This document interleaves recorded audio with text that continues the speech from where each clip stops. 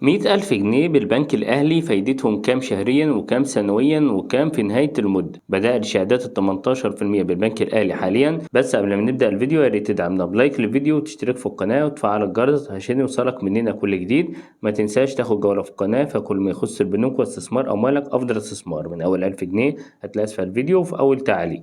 كل بدائل الشهادات ال 18% بننزلها كل يوم شهادة، وبعد اللايك والاشتراك في القناة تعالى بينا نشوف الفيديو الجديد. لقد بدأ نزول استحقاق شهادات ال 18% بالبنك الأهلي وبنك مصر حاليا بدءا من يوم 22 مارس 2023، وذلك بعد مرور عام كامل على شهادة 18% بالبنكين. وحاليا سوف يتم الإفراج على حدود 750 مليار جنيه لأصحاب الشهادات ال 18% حتى شهر مايو.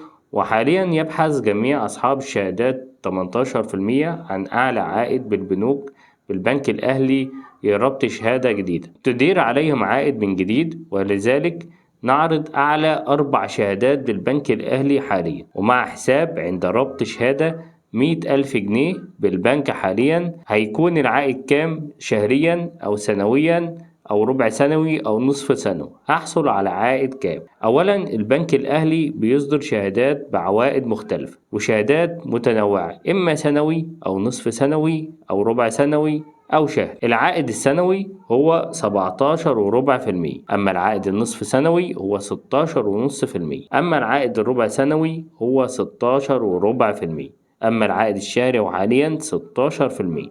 طبعا عند استثمار مبلغ 100,000 جنيه حاليا بالبنك الأهلي العائد السنوي هحصل على كام؟